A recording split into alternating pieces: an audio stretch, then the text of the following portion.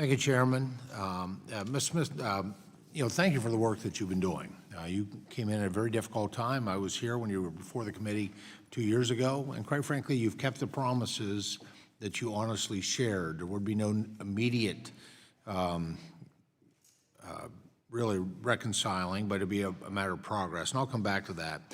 As myself personally, as an Eagle Scout, Scoutmaster, and co-chair of the Congressional Service Organization Caucus and the Congressional Scouting Caucus, I'm keenly aware of the vast benefits and value of service to our country. In fact, the 2017 Gallup poll shows that nearly half of Americans favor some type of mandatory national service post-high school. They see a value in that.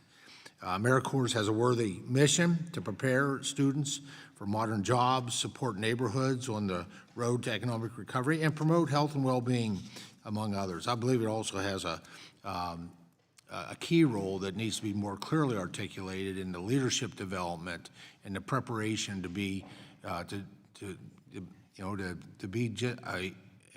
serving citizen post the experience of AmeriCorps. And I'd like to see more data on that, actually. I'm tracking where these AmeriCorps participants are in the future. What are they doing? That is the true return on investment. There's a lot of ROIs you could look at, but that is probably the most important with the biggest payback going forward. I've been a supporter of AmeriCorps' vision, and I've seen firsthand the rewarding work that's made possible through these programs, like the Keystone Smiles program in my district, benefits to help reduce those who are living in poverty, to the community and the community good, economic activity, to the personal and leadership development of the participants. Unfortunately, AmeriCorps cannot accomplish these goals or fulfill its mission totally if it continues to misuse taxpayer dollars. And I know that 2 years ago you were very clear that it would take 3 to 5 years to complete this turnaround, and so I don't know why any member of this body would be surprised that that it's not completely remediated at this point. You were upfront and insightful at that point, and I appreciate that kind of honesty. That's what I expect when folks come before the committee.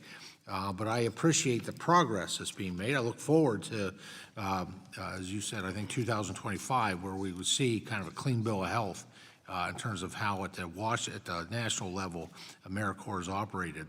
I share several of the concerns my colleagues have already expressed with the organization's most recent failed audit and want to address some of these issues. And so this question is for Mr. Rivas. I've always said that education is a pathway to opportunity. And as you know, AmeriCorps sets aside funds to pay education awards for members who successfully complete their programs. My understanding is AmeriCorps estimates the education awards to be $287 million. Were independent auditors able to verify that that number is correct? I'm not sure the answer to that question. I'd have to check with my team and get back to you or your staff after the testimony. Sure, I appreciate it. If you could have them get back to me, I very much appreciate it. And so you don't know whether the auditors were, whether that's been verified or not. I'd love to know if it wasn't correct, why were auditors unable to verify this as well. Mr. Smith, this is a crucial piece of information and one that's critical to carrying out AmeriCorps' mission to help educate students nationwide. Do you agree that AmeriCorps needs to provide to Congress and the public that it can provide the payments that its programs promise? I absolutely agree, sir. One of the other challenges I see with AmeriCorps is the lack of transparency and reporting on what happens with youth following their participation in a program. As you likely know, most other federal education programs track student progress following their completion, sometimes long-term. I'm particularly concerned about this since it makes it difficult to assess, for example, credentials or hard skills that AmeriCorps participants that I believe they receive, but if we're not tracking it, we're not reporting it, and these are important because what they may earn in a program that prepares them for a 21st century economy.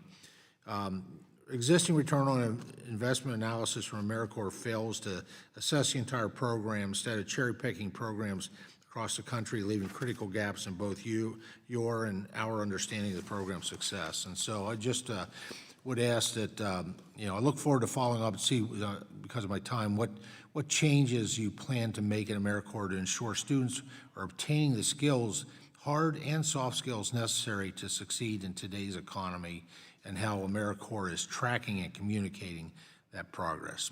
Chairman, thanks so much. Thank you so much. I'd like to now recognize